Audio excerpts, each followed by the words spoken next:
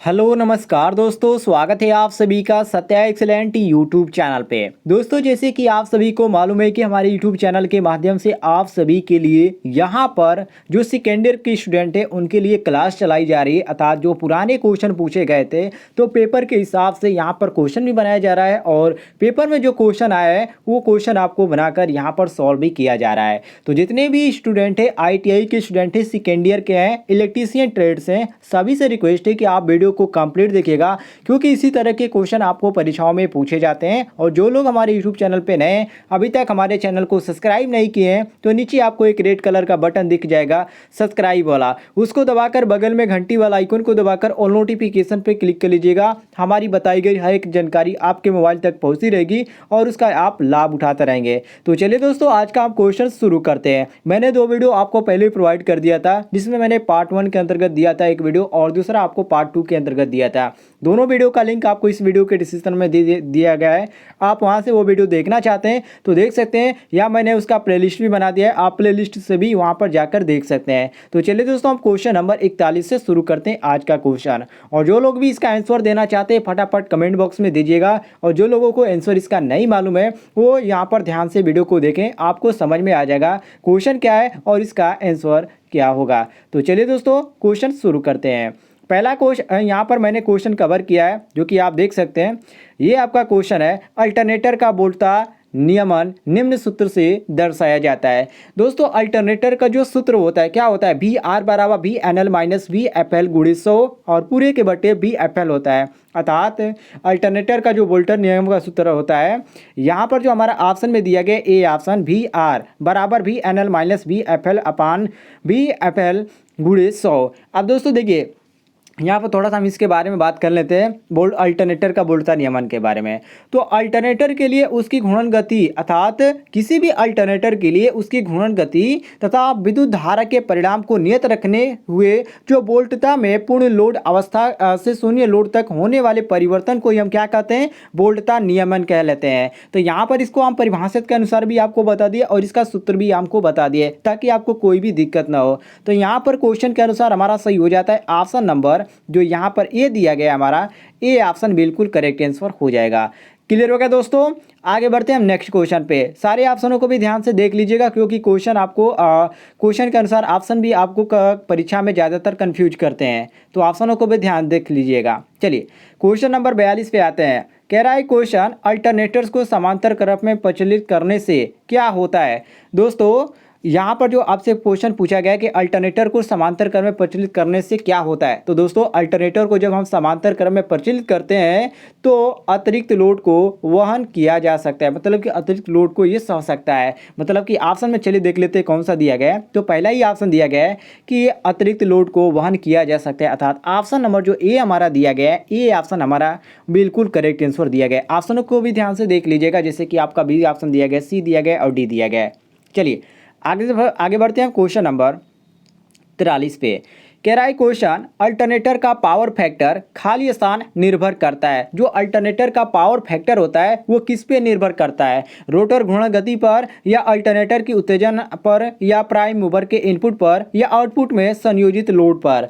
दोस्तों, अल्टरनेटर का जो पावर फैक्टर होता है वो आउटपुट में संयोजित लोड पर निर्भर करता है, इसको आप ध्यान रखिएगा। तो इसमें हमारा कौन सा ऑप्शन मैच करा है, तो ऑप्शन नंबर डी मैच करा है। यहाँ पर आप देख सकते हैं कि आउटपुट में संयोजित लोड पर, और यहाँ पर जो खाली स्थान है यहाँ पर क्या भरा जाएगा, तो अल्टरनेटर का पावर फैक्टर आउटपुट में संयोजित लोड पर निर्भर करता है। क्लियर हो गया दोस्तों, आगे बढ़ते हैं हम क्वेश्चन नंबर 44 पे। कह रहा है क्वेश्चन, अल्टरनेटर में आर्मेचर प्रक्रिया खाली यहाँ पर दिया गया रिएक्शन का प्रभाव मूलतः है। पहला ऑप्शन दिया गया उत्पादित विद्युत वाहक बल की फ्रीक्वेंसी पर होता है, बी ऑप्शन दिया गया टर्मिनल वोल्टेज पर होता है, सी ऑप्शन दिया गया रोटर की घूर्णन गति पर होता है, डी ऑप्शन दिया गया उत्तेजक वोल्टेज पर होता है। दोस्तों, इसको ध्यान रखिएगा, बहुत ही इंपॉर्टेंट क्वेश्चन है। क्यों? क्योंकि दोस्तों ऐसा ही क्वेश्चन आपको परीक्षाओं में ज़्यादातर देखने को मिलेंगे, और हम कहेंगे कि अल्टरनेटर में आर्मेचर जो प्रक्रिया जिसको हम रिएक्शन बोलते हैं उसका प्रभाव जो होता है रोटर की घूर्णन गति पर होता है, और अल्टरनेटर जो होता है, अल्टरनेटर में डीसी जनित की भांति आर्मेचर प्रक्रिया होती है, और अल्टरनेटर में लोड के पावर फैक्टर के अनुरूप ही आपका आर्मेचर रिएक्शन प्रभाव भी घटता बढ़ता है। तो इन दोनों को भी ध्यान रखिएगा। तो यहाँ पर क्वेश्चन के अनुसार जो हमारा दिया गया सी ऑप्शन रोटर की घूर्णन गति पर होता है। तो यहाँ पर सी ऑप्शन हमारा क्वेश्चन के अनुसार बिल्कुल करेक्ट आंसर हो जाएगा। क्लियर हो गया दोस्तों। आगे बढ़ते हैं क्वेश्चन नंबर 45 पे। यदि आपको किसी भी क्वेश्चन में किसी प्रकार की दिक्कत होती है या किसी भी प्रकार की कन्फ्यूजन होती है कि इसका आंसर ये नहीं ये होना चाहिए, तो आप कमेंट बॉक्स में पूछ सकते हैं, मैं आपको क्लियर बता दूंगा यदि आपको कोई भी कन्फ्यूजन होता है तो। चलिए नेक्स्ट क्वेश्चन देखते हैं। क्वेश्चन नंबर 45 कह रहा है क्वेश्चन अल्टरनेटर को अत्यधिक उत्तेजित अर्थात ओवर एक्साइटेड कहा जाता है जबकि वह खाली स्थान कार्यरत है। मतलब कि वो किस पे कार्यरत है, इकाई पावर फैक्टर पे या पिछड़ते हुए पावर फैक्टर पर या आगे बढ़ते हुए पावर फैक्टर पर या शून्य पावर फैक्टर पर। देखिए दोस्तों अल्टरनेटर का जो अधिक उत्तेजित जो कहा जाता है, जैसे कि आप सभी को मालूम है कि वो आगे बढ़ते हुए पावर फैक्टर पर कार्य करता है, ठीक है, मतलब कि कार्यरत होता है। और अल्टरनेटर में उत्तेजन की दो विधियां होती है, इसको भी जान लीजिए। एक स्व उत्तेजित अल्टरनेटर होता है और दूसरा आपका पृथक उत्तेजित अल्टरनेटर होता है। तो यहाँ पर क्वेश्चन के अनुसार हमारा सी ऑप्शन बिल्कुल करेक्ट हो जाता है। क्वेश्चन के अनुसार चलते हैं तो आगे बढ़ते हुए पावर फैक्टर पर, अर्थात यहाँ पर हमारा सी ऑप्शन बिल्कुल करेक्ट आंसर हो जाएगा। क्लियर हो गया दोस्तों। उम्मीद है आपको कोई भी कंफ्यूजन नहीं होगा। आगे बढ़ते हैं हम क्वेश्चन नंबर 46 पे। कह रहा है क्वेश्चन अल्टरनेटर्स के समन्वय को परखने के लिए प्रयोग की जाने वाली प्रचलित विधि है। मतलब कि यहाँ पर अल्टरनेटर को परखने के लिए यहाँ पर विधि की बात कर रहा है कि कौन सी विधि है इसमें। जैसे कि पहला ऑप्शन दिया गया है आपका, देख सकते हैं ग्राउंडर विधि, बी ऑप्शन दिया गया टेस्ट लैंप विधि, सी ऑप्शन दिया गया डार्क तथा ब्राइट लैंप विधि और डी ऑप्शन दिया गया इनमें से कोई नहीं। दोस्तों अल्टरनेटर के जो समन्वय को परखने के लिए, मतलब कि सही है या गलत है, इसको परखने के लिए हम जो प्रयोग में लाते हैं वो आपकी जो प्रचलित विधि है वो आपका डार्क तथा ब्राइट लैंप विधि आती है। और जो ये डार्क और ब्राइट लैंप विधि है इसमें अल्टरनेटर और जो बस बार होता है उसके बीच में ही लगाए जाने वाले जो मेन स्विच होता है उसको फेज व टर्मिनल AB1 और BC1 और एक आपका होता है CC1 के बीच श्रेणी क्रम में ये दोनों लैंपों को यहाँ पर लगाया जाता है, वो भी जोड़ा के रूप में। तो यहाँ पर सही हो जाता है हमारा क्वेश्चन के अनुसार बिल्कुल सी ऑप्शन, अर्थात डार्क तथा ब्राइट लैंप विधि। तो क्वेश्चन के अनुसार सी ऑप्शन बिल्कुल करेक्ट आंसर हो जाएगा। क्लियर हो गया दोस्तों। आगे बढ़ते हैं हम क्वेश्चन नंबर 47 पे। कह रहा है क्वेश्चन अल्टरनेटर द्वारा उत्पादित विद्युत वाहक बल की गणना के लिए इस सूत्र का प्रयोग किया जाता है। इसमें से कौन सा सूत्र का प्रयोग किया जाता है? ये ई एवरेज वाला सूत्र है। इसमें से आपका एक सूत्र सही होगा, वो आपका होगा जो इसमें सूत्र होता है ई एवरेज बराबर 4.445 FT डॉट आपका KD होता है। और इसमें जो हमारा सही मैच करा है वो आपका ऑप्शन नंबर ए मैच करा है, यहाँ पर आप देख सकते हैं। और इस सूत्र से आपको बहुत सारे क्वेश्चन भी मिलने वाले हैं जो मैं आपको नेक्स्ट वीडियो में कवर कर दूंगा। और इससे आप जितने भी क्वेश्चन आते हैं मैं आपको कवर कर दूंगा और आसानी से आप लगा पाएंगे। चलिए क्वेश्चन नंबर 48 पे आते हैं। कह रहा है क्वेश्चन कि अल्टरनेटर के गतिशील रोटर को प्रदान किया जाने वाला उत्तेजक वोल्टेज खाली स्थान होता है, कौन सा होता है? उच्च DC या निम्न DC या उच्च AC या निम्न AC? चलिए सभी लोग आंसर दीजिए। जितने भी लोग लाइव देख रहे हैं सबसे रिक्वेस्ट है कि आप सभी लोग कमेंट बॉक्स में इसका आंसर देने का प्रयास करें। और जिन लोगों को इसका आंसर नहीं मालूम है वो थोड़ा सा वेट करें, मैं आपको यहाँ पर इसकी पूरी जानकारी दे देता हूँ।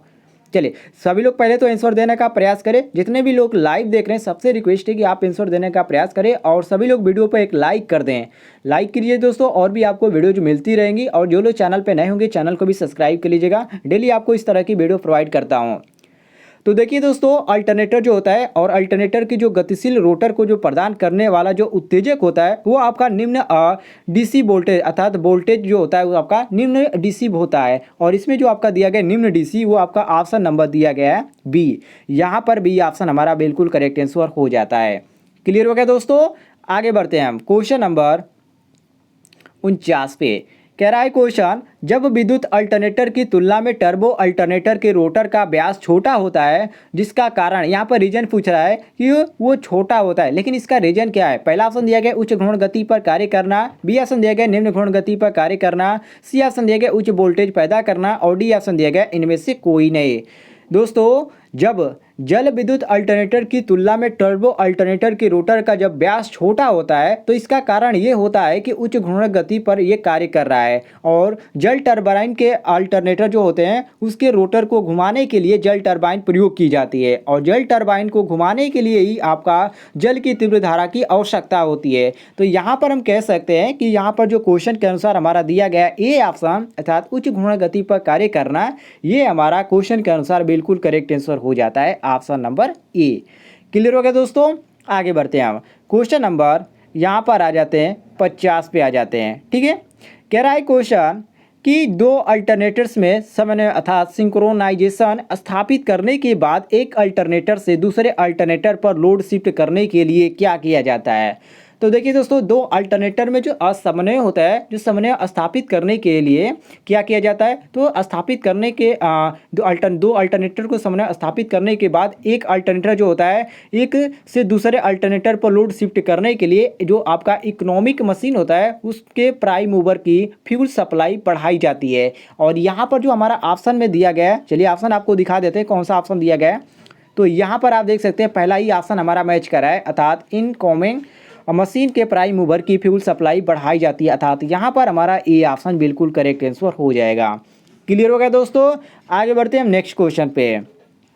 नेक्स्ट क्वेश्चन है दो त्रिकला प्रत्यावर्ती अल्टरनेटर के तुल्यकालन। ये थोड़ा सा मैंने यहाँ पर बड़ा क्वेश्चन कवर कर दिया है। सिंक्रोनाइजेशन के लिए जब सर्वे अद्वितीय लैंप विधि प्रयोग की जाती है तो लैंप एक ही समय पर अद्वितीय नहीं होते किंतु विभिन्न समयों पर होते। प्रयुक्त लैंप समान वाटता और वोल्टता निर्धारण के लिए लैंप संयोजनों की जांच की गई तो सही पाई गई वो निम्नलिखित में से किसी एक कारण के अंतर के कारण उसे पहचानिए, जैसे कि आवृत्ति के कारण या चाल के कारण या कला अनुक्रम या वोल्टता। तो देखिए दोस्तों, दो आपके पास यहाँ पर अल्टरनेटर है, उसमें पूछ रहा है कि तुल्यकालन अर्थात सिंक्रोनाइजेशन के कारण एक अद्वितीय है और दूसरा आपका अद्वितीय है। तो इसमें आपका रीजन पूछ रहा है, तो इसमें हम रीजन कहेंगे कि दो त्रिकला प्रत्यावर्ती अर्थात अल्टरनेटर के जो काल है उसके लिए जो सर्विस अद्वितीय लैंप है वो विधि में प्रयोग की जाती है। और इसमें जो हमारा ऑप्शन में दिया गया है ये आपका सी ऑप्शन दिया गया कला अनुक्रम, ये आपके विधि का प्रयोग किया जाता है इनको अंतर के पहचानने के लिए। तो सी ऑप्शन यहाँ पर बिल्कुल करेक्ट आंसर हमारा हो जाता है। क्लियर हो गया दोस्तों। आगे बढ़ते हैं हम क्वेश्चन नंबर, यहाँ पर देख सकते हैं क्वेश्चन नंबर आपका है 53। कह रहा है क्वेश्चन कि यदि आरपीएम 200 पोर्शन प्रति चक्र 0.5 mm तो पोर्शन प्रति मिनट होगा 1 mm या 10 यहाँ पर दिया गया है मिलीमीटर दिया गया है, ये आपका देख सकते हैं, ये 4 दिया गया, ये 10 दिया गया है। दोस्तों देखिए यहाँ पर जो आपको सबसे पहले दिया गया है ये आपका रेगुलेशन प्रति मिनट अर्थात 200 दिया गया है, इसको आप देख सकते हैं आरपीएम में दिया गया है। और ये आपका एक चक्र पोर्शन अर्थात ये आपका 0.5 mm दिया गया है। ठीक है, तो हम इसको कैसे लगाएंगे, तो 200 चक्र में पोर्शन अर्थात यहाँ पर 0.5 दिया गया है, ये 0.05 है, 0. ये आपका 0.5 है। अब इसमें हम गुणा कर देंगे कितना 200 से, ये आपका जो आरपीएम में दिया गया 200 से, तो जो हमारा सही आंसर आ जाएगा 10 मिलीमीटर अर्थात 10 mm आ जाएगा। तो यहाँ पर आप देख सकते हैं जो हमारा दिया गया सही ऑप्शन ये आपका ऑप्शन नंबर बी दिया गया है, बिल्कुल करेक्ट आंसर। क्लियर हो गया दोस्तों। आगे बढ़ते हैं हम क्वेश्चन नंबर 54 पे। कह रहा है क्वेश्चन कि उस कथन को खोजिए जो सही नहीं है, मतलब कि यहाँ पर जो आपका कथन दिया गया है, एक स्टेटमेंट दिया गया है कि ये आपका कौन सा स्टेटमेंट सही है। जैसे कि यहाँ पर दिया गया है कि अल्टरनेटर में क्षेत्र रोटर पर संयोजित किया जाता है और आर्मेचर वाइंडिंग स्टेटर पर है, क्योंकि इसका रीजन भी पूछ रहा है और यहाँ पर स्टेटमेंट का यहाँ पर आंसर भी हो जाएगा। दो तरह से आपसे क्वेश्चन पूछ रहा है। तो देखिए दोस्तों, अल्टरनेटर जो होता है आपका अल्टरनेटर में क्षेत्र रोटर पर समायोजित किया जाता है, ठीक है, और आर्मेचर वाइंडिंग स्टेटर पर ही, क्योंकि ऐसा ये इसलिए होता है, यहाँ पर रीजन पूछ रहा है तो ऐसा हम कहेंगे कि इसलिए आवश्यक होता है क्योंकि स्लिप रिंग केवल 2 होती है और हार्मोनिक कम हो जाते हैं और उच्च वोल्टेज के लिए विद्युत रोधन सुगमता से किया जाता है, इसलिए अल्टरनेटर में 2 प्रकार की सप्लाई की आवश्यकता होती है, अर्थात एसी व डीसी सप्लाई इसमें दी जाती है, अर्थात डीसी सप्लाई एक्साइटेंस के लिए ज़्यादातर प्रयोग की जाती है और यहाँ पर एक्साइटेंस के लिए ही आपका डीसी सप्लाई प्रदान किया जाता है इसको। तो यहाँ पर हम कह सकते हैं कि जो हमारा यहाँ पर सी ऑप्शन दिया गया जिससे कि उत्तेजन के लिए आवश्यक, मतलब एक्साइटेशन के लिए आवश्यक शक्ति न्यूनतम होने वोल्टेज को कम करने होती है। तो यहाँ पर सी ऑप्शन हमारा क्वेश्चन के अनुसार बिल्कुल करेक्ट आंसर हो जाएगा। आगे बढ़ते हैं दोस्तों क्वेश्चन नंबर 55 पे। कह रहा है क्वेश्चन कि किसी अल्टरनेटर द्वारा कौन सी धारा पैदा की जाती है। मान लीजिए आपके पास कोई भी अल्टरनेटर है, आपके पास अल्टरनेटर लेकिन आपको नहीं मालूम है कि वो डीसी दे रहा है या एसी दे रहा है, ठीक है, तो आप कैसे पता करेंगे। तो दोस्तों देखिए, एक जो प्रत्यावर्तक होता है मतलब अल्टरनेटर होता है, और अल्टरनेटर द्वारा हमेशा, ठीक है, हमेशा क्या होता है, तो केवल एसी धारा पैदा होती है, इसको आप ध्यान रखिएगा। और जो डीसी जनरेटर होते हैं उनके द्वारा उत्पादित जो होती है वो प्रत्यावर्तक में 3 स्लिप रिंग वाले जो प्रयोग होता है उसमें एक प्रत्यावर्तक की जो रेटिंग होती है वो आपका केवीए में होती है। तो अल्टरनेटर की रेटिंग केवीए में होती है, मैंने आपको पहले भी वीडियो में बता चुका हूँ। तो यहाँ पर क्वेश्चन के अनुसार हमारा सही हो जाता है option number B, AC, only AC. Clear होगा दोस्तों? अर्थात अल्टरनेटर द्वारा कौन सी धारा पैदा होती है, एसी पैदा होती है। चलिए आगे बढ़ते हैं हम क्वेश्चन नंबर 56 पे। कह रहा है क्वेश्चन कि 8 पोल का एक अल्टरनेटर 775 आरपीएम स्पीड से घूम रहा है, तो अल्टरनेटर की फ्रीक्वेंसी बताइए। 25 यहाँ पर दिया गया, 15 दिया गया साइकिल पर सेकेंड, और यहाँ पर दिया गया 32, और यहाँ पर दिया गया 30। तो दोस्तों देखिए, जो आपका यहाँ पर आपका क्वेश्चन में दिया गया है, जैसे कि पी का संख्या आपको दे दिया गया 8 और एन बराबर 375 आरपीएम दे दिया गया है। तो हमसे पूछ कर रहा है, केवल फ्रीक्वेंसी का मान पूछ रहा है। तो हम फ्रीक्वेंसी के लिए आपको सूत्र बताए थे, एफ बराबर होता है आपका पी एन, ठीक है, पी एन अपान 120। अब देखिए दोस्तों, एक्स का मान 8 दिया गया है और एन का मान हमारा 375 दिया गया है। तो 8 गुणे 375 बटे 120। क्लियर हो गया दोस्तों? ये आपका आ जाएगा 25 साइकिल पर सेकेंड आ जाएगा, ठीक है। तो यहाँ पर जो हमारा दिया गया है ऑप्शन नंबर ए 25 साइकिल पर सेकेंड, ये हमारा ऑप्शन नंबर ए बिल्कुल करेक्ट आंसर हो जाएगा। आगे बढ़ते हैं हम क्वेश्चन नंबर 57 पे। कह रहा है क्वेश्चन कि 4 पोल और 1800 आरपीएम की दर से घूमने वाले अल्टरनेटर द्वारा उत्पादित वोल्टेज की आवृत्ति होगी। वेरी वेरी इंपॉर्टेंट क्वेश्चन है दोस्तों।